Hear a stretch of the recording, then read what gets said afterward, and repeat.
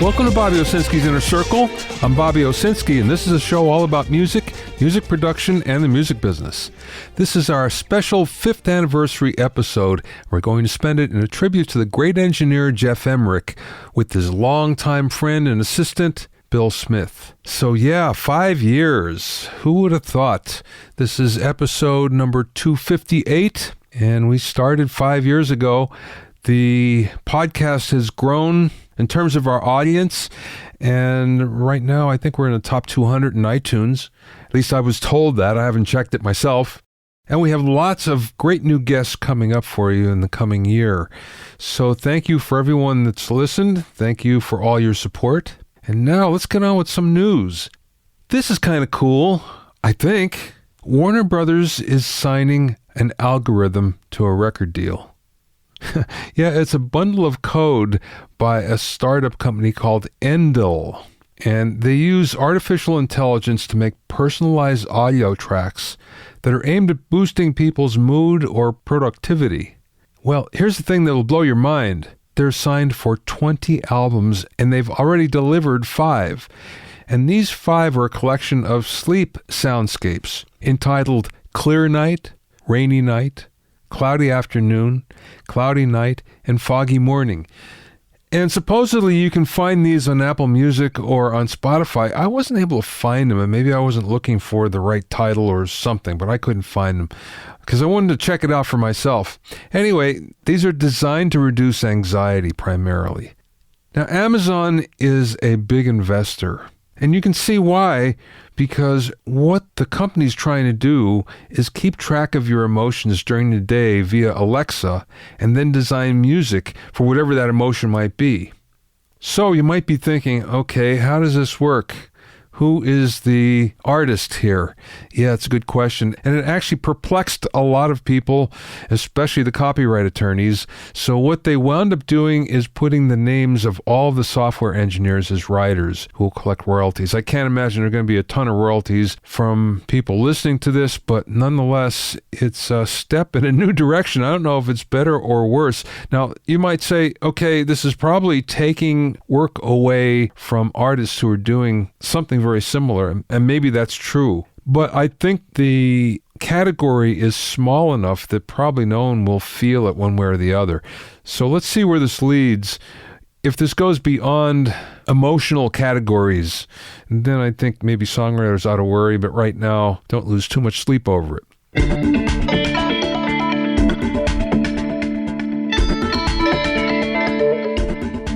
If you have any questions or comments, send them to questions@BobbyOInnerCircle.com. Don't forget about my online courses on mixing, production, branding, and music business success at BobbyOwsinskiCourses.com. That's all one word, BobbyOwsinskiCourses.com. Also, get an expert analysis and objective opinion of your songs and mixes as a member of my Hitmakers Club. Go to hitmakersclub.com to learn more.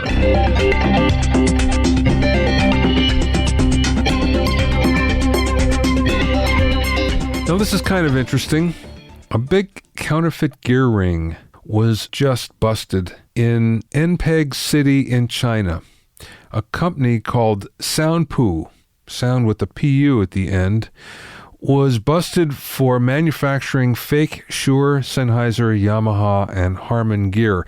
Now, we've been seeing clones like these for quite a long time, but the difference is these actually had the logos of Shure and Sennheiser and Yamaha and DBX.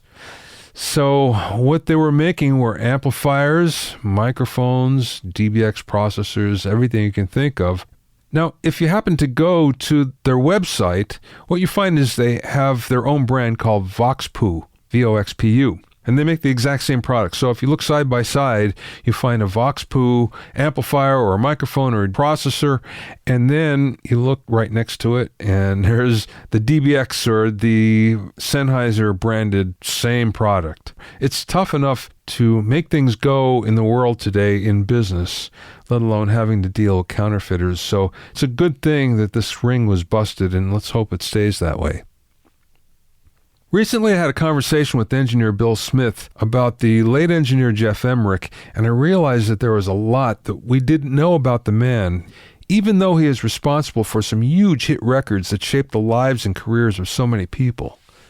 Although he's most famous for recording the Beatles, Geoff recorded songs that we hear every day in the radio by the Zombies and Stealers Wheel and America, Supertramp, Jeff Beck, Kate Bush, Oasis, Cheap Trick, and so many more. Bill Smith was his assistant and best friend for many years and knows about as much about Geoff as anybody. So I asked him to come on the show and to give us some insight to this great man. In the interview, you'll hear some interesting facts about how Geoff mic'd Paul McCartney's bass, how he needed to get EMI's written permission to be able to experiment with some of his miking techniques, and those techniques are now standard in the way we do things in the studio, and how his bass and drum techniques have become so influential to today's recording, and so much more. I spoke with Bill via phone from his home in Los Angeles. Let's start with when you first met Geoff. When was that? I first met Geoff, if my memory serves correctly, somewhere, I believe about 92, 91, somewhere in there. May have been a little earlier, actually. When I was working at Cherokee, he came in to do a session there. Couldn't tell you who it was for. Don't remember. Too long ago. But I was assigned to work with him, and it was the first time I met him, and we had a great time. You know, the two of us, we worked very well together. We got along very well, had same sensibilities about music, same type of a work ethic. We had a shared sense of humor, which helped make the sessions go a little easier, as things like that always does, if you can keep it lighthearted, and that sort of a thing. And we just got on very well as people. We had a lot in common, you know, as we came to discover across the years, you know, in terms of our background and our family history and things like that, a lot of similarities. And, yeah, and then from there, we just sort of moved forward. And he and I worked together several times at Capitol when I had moved over to Capitol in 93. And we just sort of became very great friends. I just, you know, began to ring him up all the time and phone him and, hi, how you doing? And let's go do this. Let's get lunch. And sort of just evolved a great friendship from there on out, you know, a true friendship, you know, not just one based on adoration or, you know, that kind of a thing. Although obviously, you know, his work preceded him and all of that stuff, but there was something beyond sort of the general, you know, oh, wow, all the things you've sort of done. You know, we developed a friendship that was more of a, you know, a guy type of friendship, where we would talk about the music, we'd talk about gardening, sprinkler systems that need to get fixed. They got to dig up the roots to my tree. Do you want to go to Home Depot? That sort of thing. We became sort of intertwined in each other's lives, I suppose, over the years, which was great. And I really got to know him as a human being, you know, in addition to his fine work as an engineer, of course, and all the things he had accomplished across his career. So that was a great blessing and something I will always treasure, for sure. Let's talk about you working with him for a second. What did you learn from watching him? All kinds of things. Be fearless is one thing. Don't be afraid to take chances. Be fearless. Don't pay attention to the so-called rules or unwritten rules of what you can or can't do or what you should or shouldn't do as well. Just be absolutely fearless in your pursuit of trying to make things better. Be fearless in your pursuit of trying to make things different and new. And just because things don't look right or aren't the way you would typically see things set up doesn't mean they're wrong. In fact, if you give things a chance, that you'll actually be very pleasantly surprised. A lot of times, what you hear, don't pay attention to the meters, but then again, don't pay attention to the meters, right? If it's going in the red, that's okay. Don't look over there. How does it sound coming out of the speakers? Yeah. Stop looking at the meters, right? You don't make music with your eyes. Don't look. Listen, right? Use your ears. How does it sound? If it sounds good, it sounds great. It is good, and it is great. Just from that, like that on the technical end of things, be happy to be there each day. Have a good, positive attitude, right? Mm-hmm. For your clients. Try to, you're there to serve them and help them realize their goals and their dreams. So be there for that reason. It's not about you each day, right? It's about them. Have a sense of humility about yourself at all times, no matter how far you go up the ladder of success, that you can very easily knock yourself off the top of that ladder if you get too big for your own britches and that sort of thing. So be thankful that you're there. Be humble. You have gratitude that you've been hired, and just do the best work that you can. If you're asked a question, answer it truthfully, and just try to be a positive force in the room as best you can be as well, just from that side of the whole record making process, which is, a side I think a lot of people forget about. Geoff never forgot about that. He was always very in tune with, aside from the engineering expertise that I bring, am I bringing a positive attitude each day, right? Am I someone that people are looking forward to spending 12 hours in a room with each day in those kind of close quarters and things like that? That's very important, but equally important, or in many ways almost more important than the technical end of things. You can be an amazing engineer, but if nobody can stand to sit next to you for 12 hours a day, you're not going to get that far in the long run. So, just a tremendous amount of things for him. I know you talked to him for endless hours on the phone and in person, and I'm sure you asked him a lot of questions. I'm also sure that you asked him a lot of questions about his career and about certain projects that he worked on. Did he ever tell you things that really surprised you or you learned from? In some ways, yes. In some ways, things that weren't so surprising. Some things that I sort of expected in terms of answers.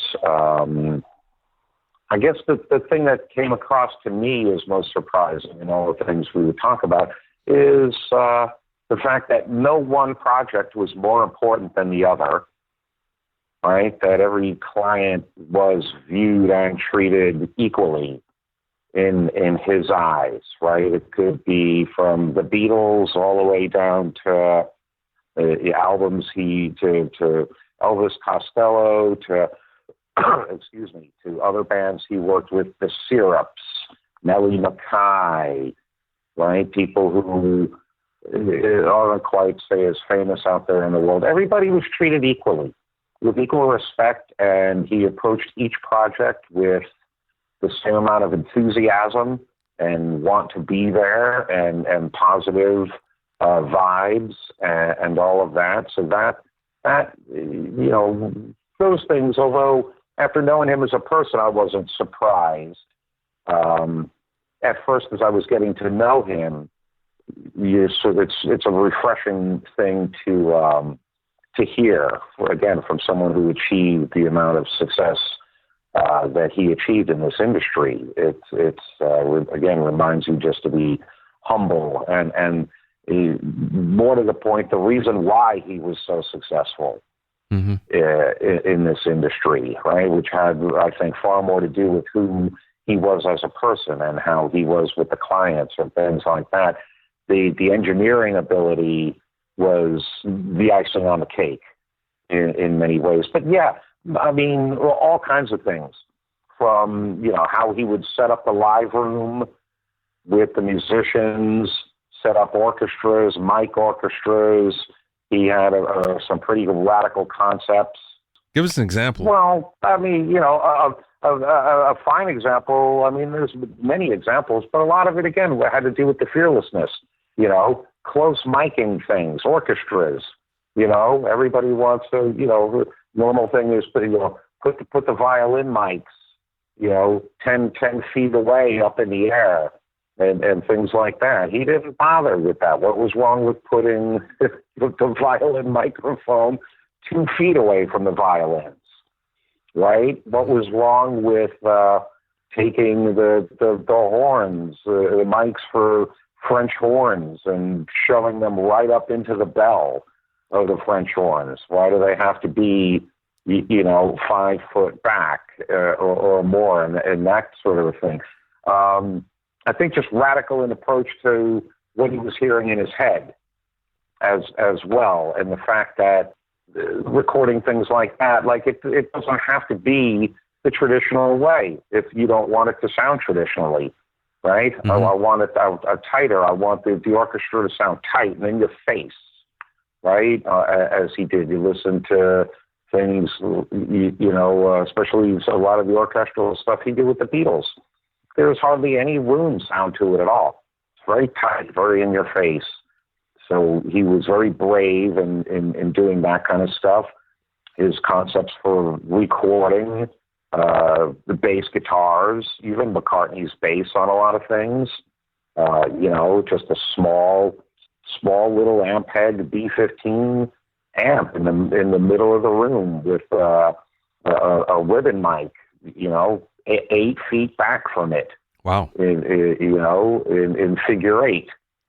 So that you're catching the direct sound right off the amp, but you're also picking up a lot of the ambient in the room as well to add a bit of roundness and space around it, and that sort of thing. So, most everybody puts the microphones right up to the grill. Yeah. For these things. He, back them off. Let's get a sense of depth to the sound and a sense of space around it and air and that sort of a thing. Usually don't think of a bass with having air around it, do you? No. And again, if you look at a lot of these things, it's actually the exact opposite of traditional. Let's mic the bass from 8 feet back with a figure 8 microphone, and let's really get the sound of the bass where the waveform can develop, right? In terms of the low end. You're mm-hmm. back far enough where the low frequencies and the low end waveform can develop a lot and fully. Let's get a lot of air and space around that.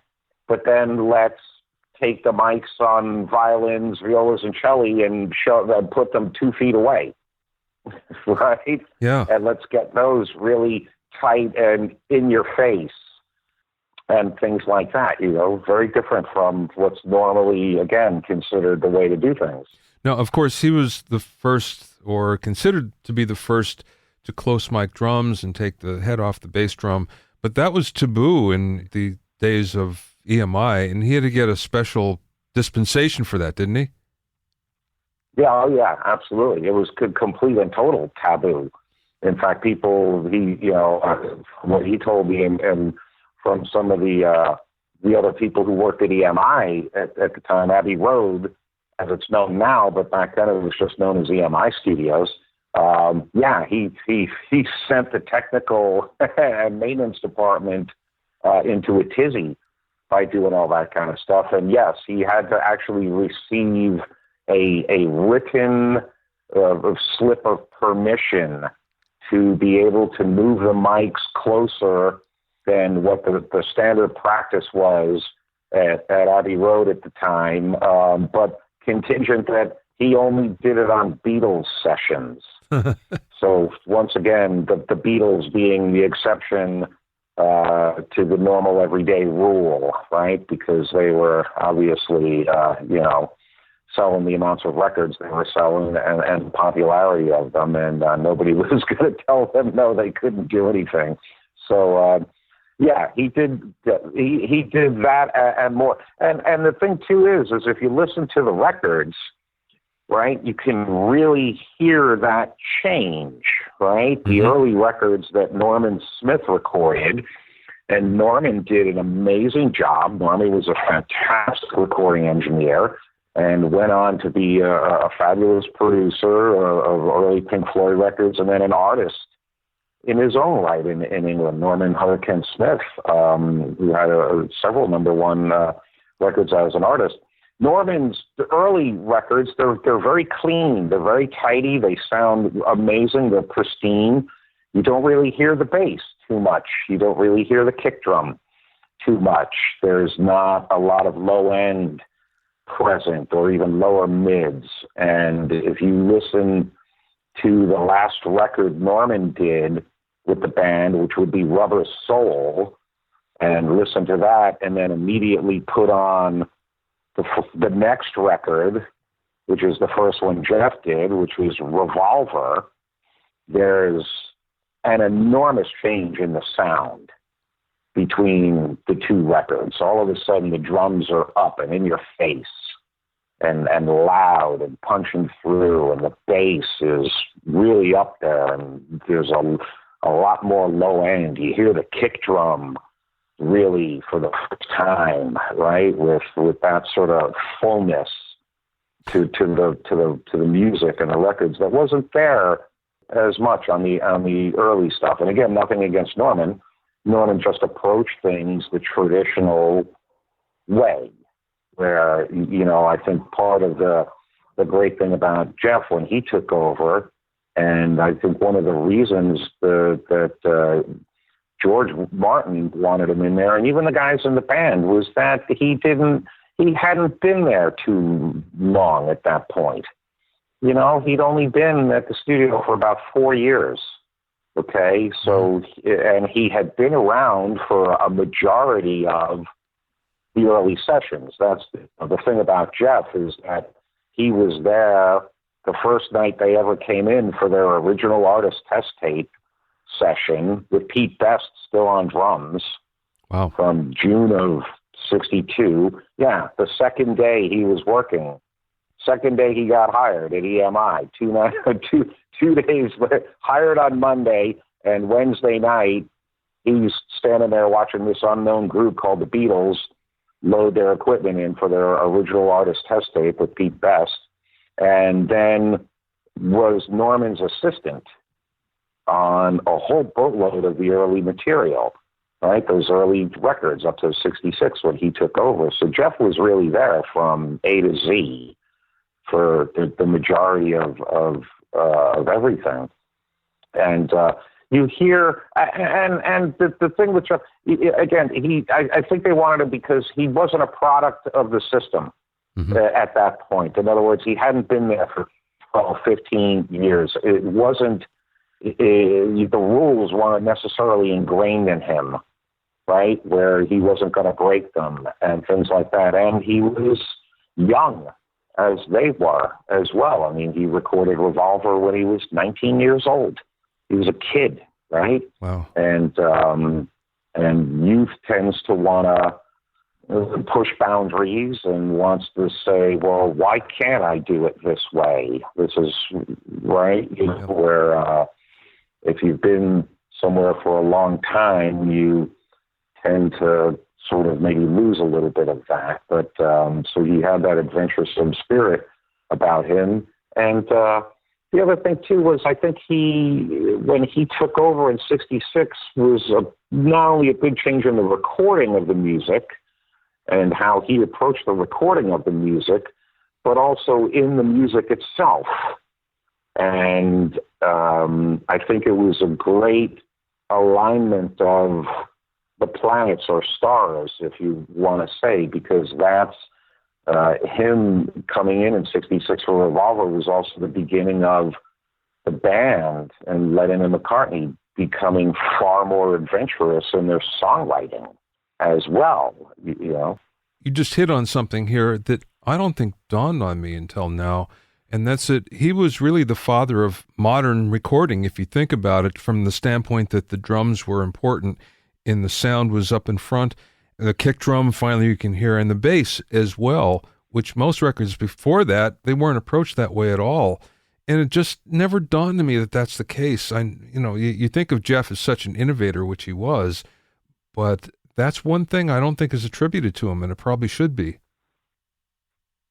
I wouldn't argue on that, especially as it applies to records that were being made in the UK at the time, right? I think a lot of what Geoff was chasing, which he talked about many, many times, was a lot of the sound coming out of Motown. Oh, yeah, right. Here in the States at the time, okay, where they would get these Motown records, would come in the UK, and they would hear James Jamerson, and the bass is just huge and fat and round. And what are they doing in Motown that we're blowing it, right? Kind of how are they getting this much low end on the records and things like that? And I also think that applies to the guys in the band. I know McCartney especially, and that was one of the directives and one of the things, again, they were chasing, was the sound of records that they were hearing coming out of the States at that time. How do we get this sound on our records? How do we get this much low end, and how do we get the bass to punch and cut through? So as it applies to things in the UK specifically, yeah, absolutely. Because I think the only other records that were really out at that time that were like that was, again, the stuff that was coming out of Motown at the time. Jamerson, or some of the things that some of the records Carol Kay played on and things like that. They were chasing. I think there was a constant sort of competition. They've done this. Oh, well, let's try to chase. Let's push ourselves to do something better, not only in the sound but also in the songwriting as well. Lennon and McCartney being big fans of Brian Wilson and hearing things coming out like Pet Sounds, or and like going, wow, how do we top this, man? But absolutely, Geoff to me was always.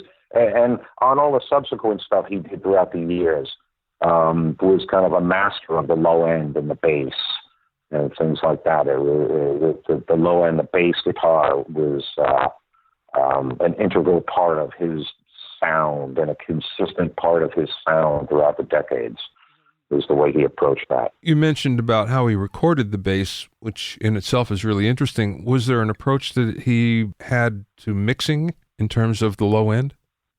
Get it up there and make it sound good, I think. And he did use DI. Using direct inject and all that did come into play as well. So there's a lot of stuff there, especially on the later albums and things like that. Abbey Road and stuff on Magical Mystery Tour, where it would be a DI at times. Sometimes it's a combination of, a DI and the amp with the microphone and things like that. I think it was, the interesting thing to me that I think, again, a lot of people don't realize, I think his approach was, get the bass to sing, basically, right? And when they moved forward and got into records like Pepper,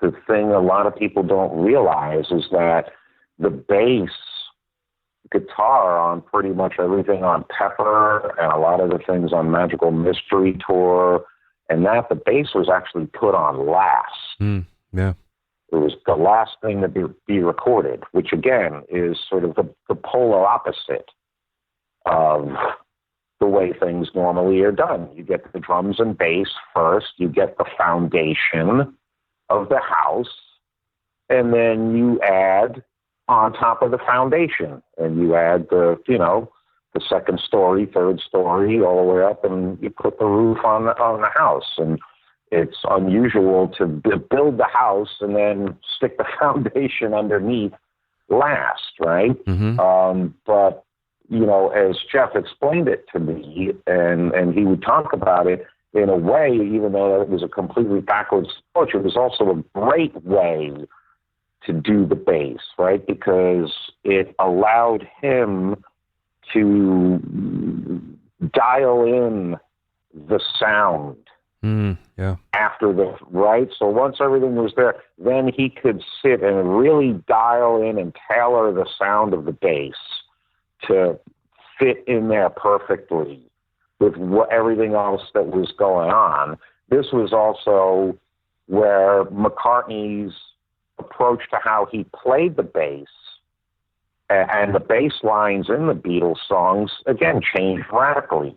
This is, Geoff said that he and Paul would sit for hours and hours working on bass parts, where Paul now had the freedom to actually compose a bass part for the specific songs, and where his playing began to morph into this very melodic style of playing, these very melodic bass lines that would really fit around and in and under everything else that was going on, rather than just the standard, the sort of keeping the rhythm bass line kind of a thing, just you sort of hanging on the downbeats and stuff, where his playing got a lot more lyrical in that way. The other thing that I think about and thought about and talked to him quite a bit about is, again, the concept of doing the bass last, which, again, from a recording, mixing, and engineering standpoint, is completely backwards. But in the days of when all these records were done, was even more of a miraculous feat, because as you're filling up a 4-track and you're marrying instruments together on the 4 tracks, which would happen all the time because you only got 4 tracks, right? And you would take that 4-track and say, in the case of the Sgt. Pepper record, take that 4 tracks and then submix them down to mono or even 2 tracks to a stereo pair on a second 4-track machine, right? And open up 2 additional tracks for more overdubs. And there being no time code back then, so once you did your submix to the second 4-track machine, that was it. There was no going back at that point. So he had to mix all that stuff, imagining how the bass was going to fit in there, right? You sort of had to hear it in your head and balance things accordingly, even though it may sound crazy, right, as you're making that submix, but once you put the bass underneath, then everything, it would all fit perfectly. So that, to me, was always a tremendous feat of not only engineering and mixing, but also imagination on his part, to actually imagine, okay, if there's a bass here, let me imagine the space it's going to take up. So I've got to put the vocal at this level, or the guitars at this level, and the drums here, and so the whole process is a pretty spectacular feat of all of those things. Something that most people wouldn't be able to do today, or want to do today, that's for sure. We've been talking about the Beatles for the most part, but I don't think people understand the breadth of Geoff's career and all the other great projects he's worked on. Can you give us an overview? Oh, sure. Absolutely. I mean, the Beatles were, 10, well, not even for him, 5, 6 years out of a 50-year career, 50-year plus career. So, yeah, I mean, even though they're the most famous, it was actually a sliver in time compared to some of the other stuff he's done. I mean, most people obviously know that he continued to work with Paul McCartney and worked on Paul for, countless numbers of records. Band on the Run, obviously, the most well-known one, but, Ram, Venus and Mars, London Town, Tug of War, Flaming Pie, but went on to do so many other things. The Zombies, the Odyssey and Oracle record, which is a fantastic record, which, Time of the Season is from the Odyssey and Oracle record. A great hit that everybody knows, Time of the Season from the Zombies. Actually, that record, the Odyssey and Oracle record, he did, I think, started work on that one like a week and a half after they finished up Sgt. Pepper. Huh. That was his next go-round. Yeah, was doing the Odyssey and Oracle record, which is a fantastic record. For those who haven't heard it, please, I encourage everyone to hear that. It's an amazing record. But Steelers Wheel, right? The self-titled Steelers Wheel record with Jerry Rafferty, Stuck in the Middle with You. Yeah. Is Geoff's work. Everybody knows that from just the radio play, obviously, a big hit song. And then anybody who's seen Reservoir Dogs, obviously, knows that song. But Robin Trower, of course, Robin's biggest record, Bridge of Sighs, great record. Which is a fantastic record. Yeah, absolutely. Let's see what else. America. Mm-hmm. Right, worked on 4 or 5 records with America, and a bunch of hit songs with those guys. Tin Man is Geoff's work. Tin Man is amazing, one of the biggest hits.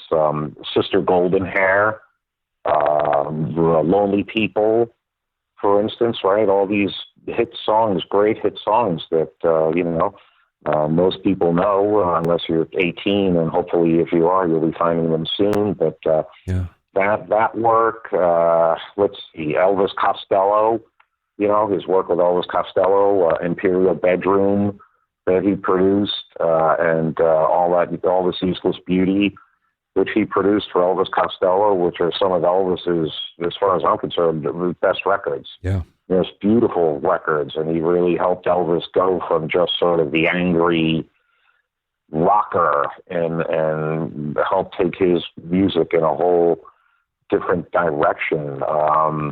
Gentle Giant, huge for people who are fans of prog rock and progressive rock. Gentle Giant, one of the best bands in that genre of music. Gentle Giant, Nick Hayward, Ringo Starr on the Vertical Man record, Cheap Trick, Ultravox, Gino Vanelli, Supertramp.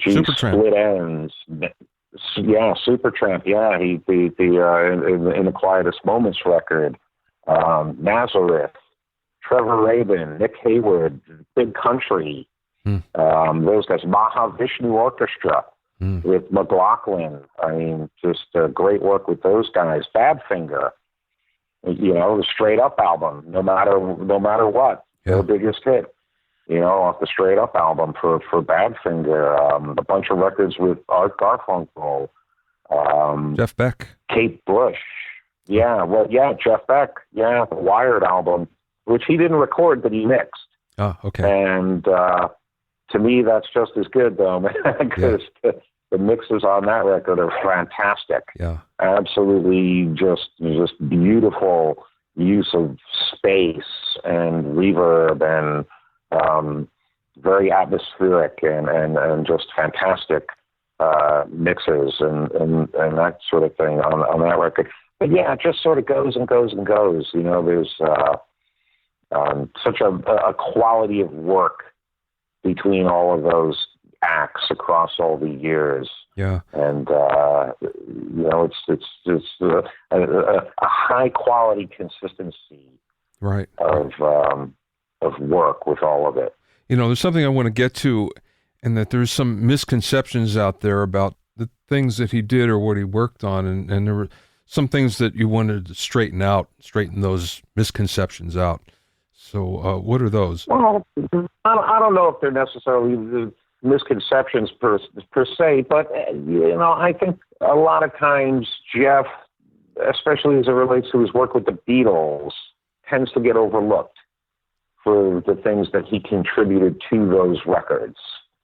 I think the world sort of credits the Beatles and George Martin, right? But it was so much more than that. It wasn't, George Martin didn't record those records. George Martin didn't, no offense to Mr. Martin, obviously, right? But he didn't puzzle his way out of how am I going to get all of this on a 4-track tape machine, right? Or how am I going to make John Lennon sound like the Dalai Lama singing from the top of a mountain? Or how am I going to do this? How am I going to do this? How am I going to meet their nonstop demand and push for new, different, new sounds, things sounding different. So I think, Geoff was as integral in the records he engineered for the Beatles, Revolver, Magical Mystery Tour, a bunch of the Wine album, Abbey Road, these things which are considered by most people to be the highlights of their career, these records. And I think he and his innovations, technically, his imagination of new and different ways to do things, close miking the drums, different ways to approach recording the orchestras, things like that. His use of ADT, right? The sort of the artificial or automatic, some people say it both ways, double tracking, the use of that in the mixes and things like that.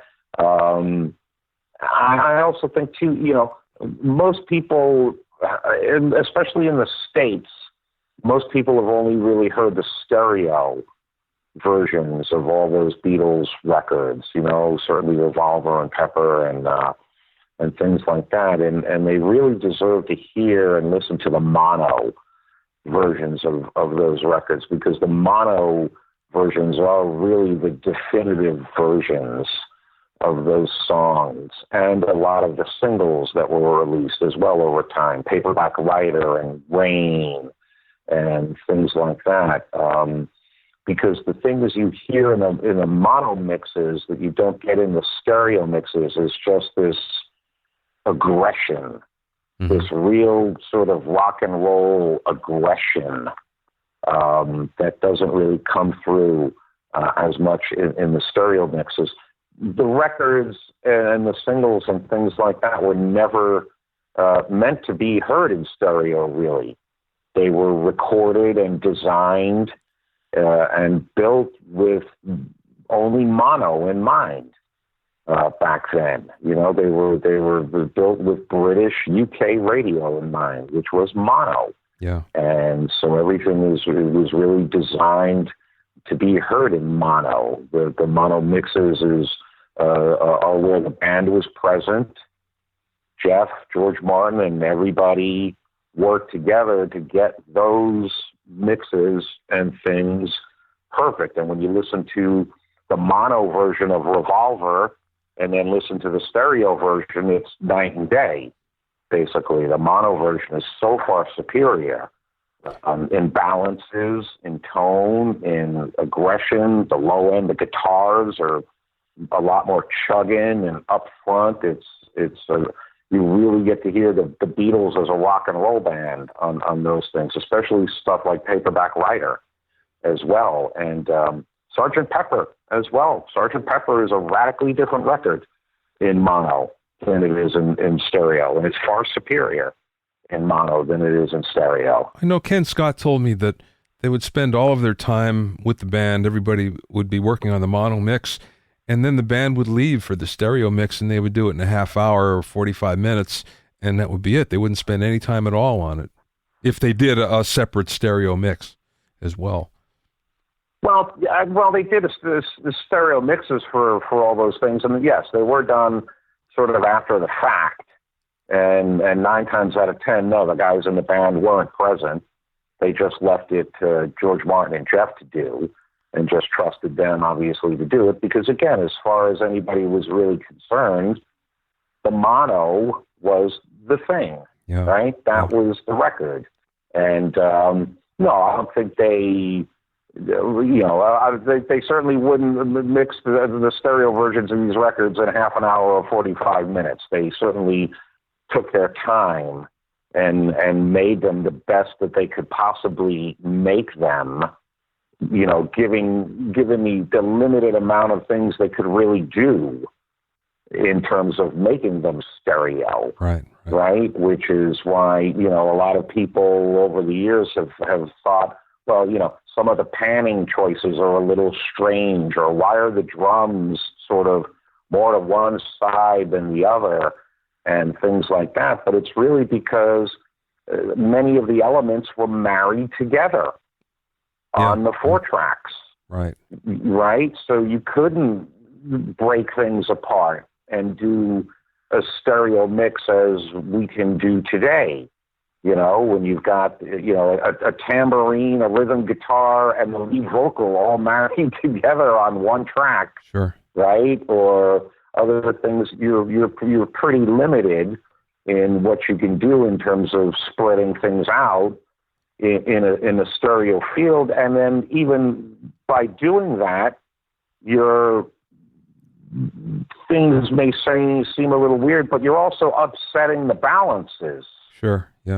Of the instruments, because again, everything was designed to be blended and balanced and heard in mono. And as soon as you start moving things off to the side, all of that changes. So they certainly took their time. I don't think, Geoff or George Martin were going to let anything go out that they considered to be substandard. It may not have taken as long probably because the band wasn't there, as will happen a lot. When there's 4 other guys throwing in opinions, it can sometimes slow things down a little bit, as anybody who's made a record knows, so it may not have taken as much time, but they certainly took their time. Bill, did Geoff have a preference for gear? In terms of what? Well, microphones, consoles, outboard. Yeah. Was there something that he had to have when he was working, or was he pretty much agnostic? No, he liked what he liked. Preferred Neve consoles, Neve or API consoles.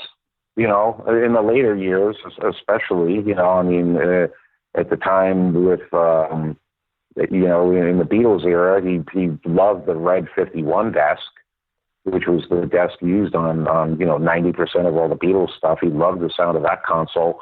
Didn't really like the TG consoles as they came in, because they were transistorized and all that. He thought they sounded a little too hard for him. But, that would only be in the EMI facilities. Outside of the EMI facilities, he preferred Neve consoles, preferred the sound of them, obviously designed with Rupert, the 4 sort of famous Air consoles, the ones that were installed down at Air Montserrat and Oxford Circus, as well, designed the EQ and all of that along with Rupert Neve. So, he was very heavily involved with Neve way back when, and just preferred their consoles, preferred API consoles, again, which are very similar to Neve in sound, very warm, thick sound.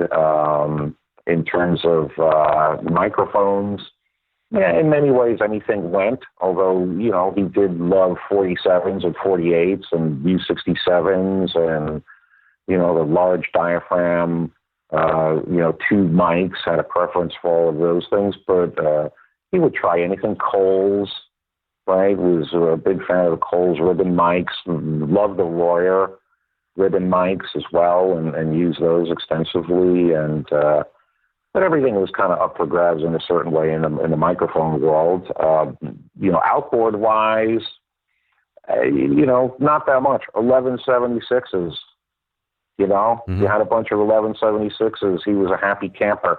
Or old Altec compressors or Fairchilds. He was the master of the Fairchild, as far as I was concerned, and still am, right? I've never really seen anybody use a Fairchild as effectively as he could, although he didn't like the stereo Fairchilds. He was not a fan of the 670s, preferred the mono 650s, and would use those as a stereo. He would use the two monos across the stereo bus rather than the stereo one. He thought the fact that the stereo one, that both channels were sharing a common power supply, he didn't think it sounded the same as the two monos, right, with two separate PSUs, that the stereo unit was a little thinner sounding because of that. So he kind of rejected the stereo Fairchild, but loved the mono ones, and whatever good reverbs were lying around. Loved DNT 140 plates and that used tape delay extensively, and continued to use ADT as well. He and I figured out a way to do ADT in the digital world, to really do it the old-fashioned way, right? And do it in the digital world, because a lot of ADT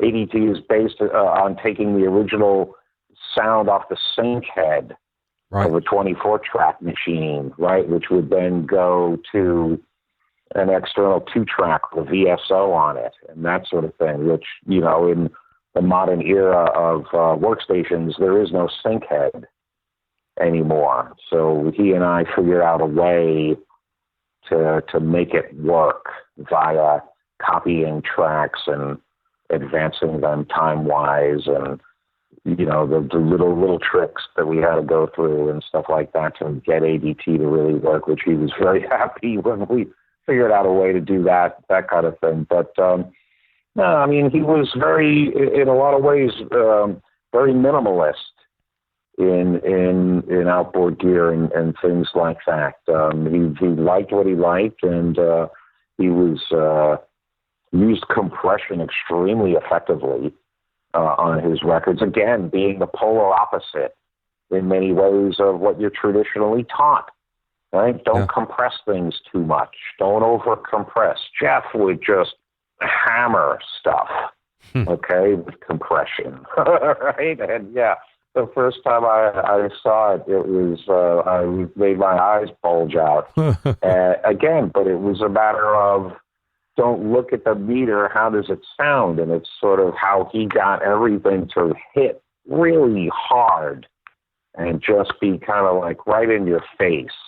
But it didn't sound over compressed or anything like that when he would put it in the mix, again, because he understood how to use the compressors, right? Fast attack versus slow attack, release times, compression ratios, right? And how to mix and match all of those things, right? So you could compress stuff fairly judiciously, and it didn't sound over. It sounded great, So, again, that's a lot of the stuff that, you really have to learn from somebody these days. You can't, all the young guys and gals out there these days, you can't learn that stuff from a YouTube video. Yeah, right. Right? And you can't learn it by yourself in your bedroom working in Pro Tools with a plugin.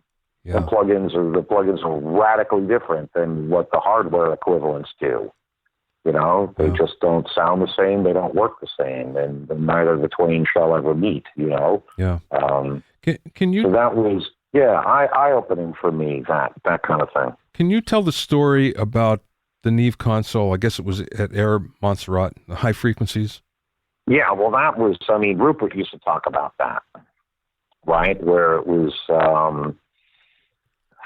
Again, when Geoff was designing the EQs for those specific consoles, right, with working with Rupert to lay out the EQ, the frequencies, and all that kind of stuff, Rupert had sent over a prototype, right, for Geoff to check out. And Geoff got back to him saying there was something wrong with the high end on there. It didn't sound right. Right? It was something was not quite right with the top end, and had Rupert sort of scratching his brain as to what is he hearing? Right? Mm-hmm. I don't hear it. Nobody else could hear it. Everybody thought Geoff was nuts. Right? And so anyway, I sent the thing back to Rupert, and I guess Rupert took it and put it up on the bench and began to go through all of his diagnostics on the thing, and did that. Yes, found something amiss, right? And I can't quite remember what it was. Something in one of the capacitors or something like that, which was affecting the ultra high frequencies on the EQ, sort of up around 15, 20K in that area, right? Mm-hmm. Was not, much to Rupert's surprise, it was not correct. And Rupert was shocked that Geoff was able to discern this just from listening when no one else could pick it up at all. And, after that, Rupert obviously was enamored with Geoff and thought he had the greatest set of ears out there in the business and in the world, that he could pick up these sort of this particular anomaly in a range where most humans shouldn't be able to hear. Yeah. And I talked to Geoff about it a lot, and Geoff said to me, it's not that I could hear it was deficient, but I could feel it. Mm. Right? Something when you just sort of sense and feel something just isn't quite right, and I think it says a lot about Geoff, because, Geoff couldn't have told you what was wrong with the EQ. He just knew something was wrong, right? Subjectively felt that it wasn't correct, right? Which is, again, for me, a lot of who and what Geoff Emerick was as an engineer and producer, right? He was not the most technically oriented person, couldn't tell you what a capacitor did or a resistor or how things were wired together, did not understand things from an electrical perspective or a design perspective or things like that, but knew inherently from an emotional and feeling aspect of things, right? Yeah. Which to me was one of his greatest assets. It was never, right? He didn't get bogged down in how does this work, right? But it was more about how do I get this to do what I want it to do? Right. I want it to sound this way. So So again, his sort of, I don't want to say ignorance, but lack of knowledge into the inner workings of things, again, gave him as far as he was concerned, a great freedom to just go, well, just turn the knob all the way to the right. Why can't I? Okay, well, why can't you? I want it to sound like this, and so don't just start twisting things and turning things until you got it to, he wasn't, he was, to him it was more, I think, and my take on him was more sort of painting in a way. I don't want to say that he was creating art because that sounds a little pretentious, but it was more, more of that, though. It was more of that, more from the creative, pushing the colors and pushing sound around a palette to get it how you want it to sound, like building something out of clay and molding it, right? Yeah. So that you've got a vision in your head of what you want it to be, and it's a matter of sort of just pushing and pulling and changing this and changing that. So his approach to everything was more from an artistic perspective than, say, a technical perspective, which I think was a great thing and freed him up. Al Schmidt is the same exact way. right? Al Schmidt is, again, not the most technically minded, but it's more about how am I spreading the sound around this canvas? That, right? How does it feel? Does it touch me emotionally?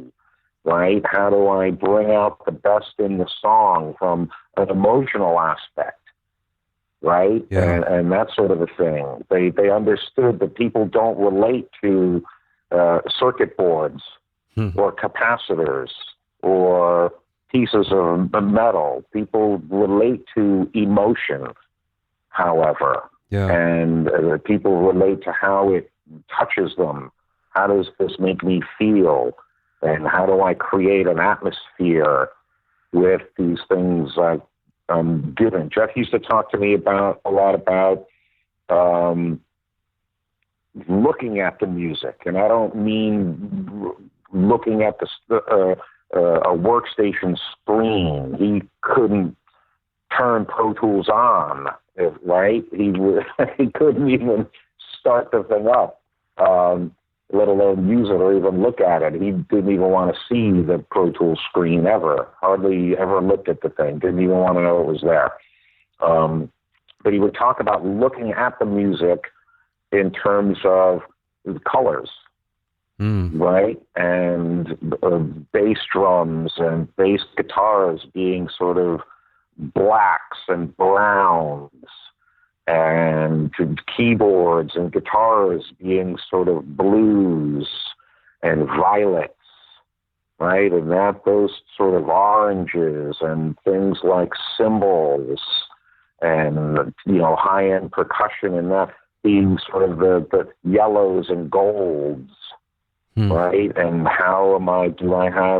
and so he would almost see the frequency spectrum of a song as he mixed it from low to high, again, almost as a painting. In ways, or the blues and do I have enough top end, the golds and the shimmer, and there's the sort of the low end. He saw things in a visual way as well, not just sort of in an oral way of listening to it. It was also visual to him quite a bit as well, which was a unique way of looking at it, because it is really that as well when you think about it, in terms of tonality and spectrum and what occupies what place and how does it all sort of blend together, right? And that. The last question, Bill. We talked a lot about many things that I don't think a lot of people know about Geoff, but is there something that we didn't talk about in terms of what people don't know about him? Yeah, I mean, there's probably so much. I mean, obviously so much that I know about him after, he and I being sort of best friends for almost 30 years. I mean, obviously, that's something you can't replace. Geoff was, I think a lot of people felt that they could never talk to him, which was a shame, right? He was one of the most humble men I've ever met on this earth for the things that he achieved and accomplished with his life. He had no ego whatsoever. He would never broadcast his achievements. He was incredibly humble about all of those things. I think that's a great lesson to learn from a human standpoint. I have a good story about that. That's exactly right. So I had met Geoff several times, but more or less in passing.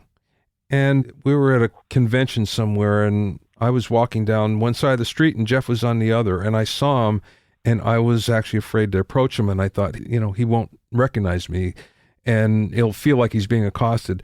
And Geoff went out of his way to come across the street to say hi to me. And I was so tickled, because it's like, man, this guy knows I'm alive, and it was an example of Geoff being Geoff, where, just as you say, really humble guy and very approachable. Extremely approachable. Saw himself and no different than anyone else.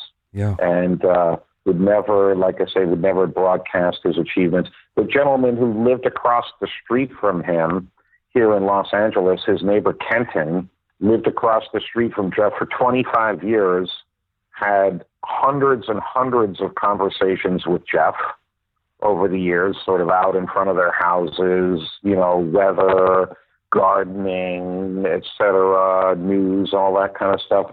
25 years, his neighbor Ken had no idea what Geoff did for a living. Had no idea who he was. Not one time in 25 years did he ever mention, oh, by the way, I'm Geoff Emerick and I did all of this kind of stuff. So there you have it. 25 years he lived across from the guy and thought Geoff was a screenwriter for TV, which tickled me to no end, and was blown away to realize that, oh my God, I've been living across the street from the guy who did all of this amazing work, worked on music and records that not only turned the music industry on its ear, but turned the world on its ear and changed the world. And here I am, I just think he's this nice, to me, he's just this nice, private, quiet guy who lived across the street from me. So he was incredibly humble. He had a great sense of humor. Okay, absolutely fantastic sense of humor, almost mischievous. If you didn't know him, you'd never know that. It didn't come across. He didn't come across that way. Yeah. No, because out there in the world and all that, he was always very guarded. He was an incredibly private man, and he was always gracious and humble. Spoke to everybody, and as your story illustrated, would go out of his way to say hello to people. And it's a shame people over the years thought that, he won't want to talk to somebody like me. And many people said that to me. And I would look at them and go, what are you, crazy? Just go say hi. It's just Geoff. He's not going to bite you. Okay? Just go over and say hello. Don't act all goofy and weird like you're acting now. Right? Going, oh, my God, that's Geoff Emerick. Just go over and say hi. Tell him who you are. He'll sit there and talk your ear off. Once you get him going, you can't shut him up, and he'll talk to you about anything you want to talk about. He's a highly intelligent man. Music, you want to talk about art, airplanes, politics, whatever. He'll sit there and talk to you about it. And everybody who sort of heeded my advice and would go over would all, call me up the next day or whatever and say, God, thank you so much for, pushing me to go over and saying hi to him, because it meant so much to me. And I wish more people had done that. In the couple of months since his passing, there's been a lot of people who have said to me, that they regretted not doing that, and I wish that they had, because he was such a lovely person. And if you didn't know and spend a lot of time with him, that the humor would escape most people, but almost a mischievous sense of humor. And he and I would sit at his house watching Faulty Towers and laughing our butts off at John Cleese and all that kind of stuff. And he enjoyed life, Bobby. You know what I mean? And lived it to the fullest. And he didn't take himself all too seriously, right? Realized and had the grace and humility to realize that it was maybe in a way divine intervention, and that he was one spoke on a wheel that was in the right place at the right time. And I mean him, the Beatles, George Martin, right? Yeah. Where the world was at that time, right? And meeting something like the Beatles, that it was really an alignment of things, and realized that, and was humble enough to realize that, and never thought he was above or better than anybody else. Was open to anybody's ideas, constantly learning, constant fascination about how can you do things differently, right? Even, after all these years, even he and I would talk about stuff that I've done on records I would be working on. And, you know, he would say, well, what do you mean? What's this you've done? And what's this? And how did that? And so, you know, he would pick my brain for things as well. And many other people. He was fascinated, never stopped learning. And I think that's also such an important lesson for all of us out there, that even someone who achieved the pinnacle of success in our industry and in the engineering field, the guy who's recorded and worked on the most famous records of all time in the history of this earth, and probably will continue to be for a long time to come, never stopped learning, never lost that want to learn new things, and learned new things from everywhere, and realized that he could. And right, never got too big for his britches, that he didn't think, you know, oh, what can I learn from this person or that he was never lost that sort of wide-eyed fascination of you can, you could, and you should endeavor to constantly improve yourself, not only as a human being, but in your chosen profession. Yeah. Each and every day. And that is one of the things that will provide you with a career that lasts for decades. You know, that sense of constant improvement and respect for the clients, the artists, respect for the music, respect for the fact that you get to do something that you love and enjoy in a world full of, in a world where most people don't get that honor and privilege to do something that they love and make a living at it. He was a terrific person. He really was. All, you know, just well-rounded. And those are a lot of the things I miss the most. Having just good laugh with him, and you know, and he was just a regular person. You know, that's the thing most people don't you know, they kind of forget. You know, he was just a regular guy. He had sprinkler problems at his house like everyone else does, or my drains have clogged up. What am I going to do? Or they got the tree roots have busted through my pipes, or I got to go to Home Depot and I've got termites and there's squirrels in my garage. And, you know, he was just, just the same as everyone else, you know, and, he's a terrific man. Thanks for listening and being in my inner circle. Remember, if you have any questions or comments, you can send them to questions@BobbyOInnerCircle.com. To listen to the episodes of Bobby Owsinski's Inner Circle, go to BobbyOwsinski.com and select the podcast tab, or go to BobbyOInnerCircle.com, or you can find it on iTunes, Stitcher, Mixcloud, Google Play, Google Podcasts, Spotify, and now Radio Public. At BobbyOwsinski.com and BobbyOInnerCircle.com, you'll also find a sign-up form for my newsletter and for alerts for new podcasts. This is Bobby Owsinski. I will see you next time.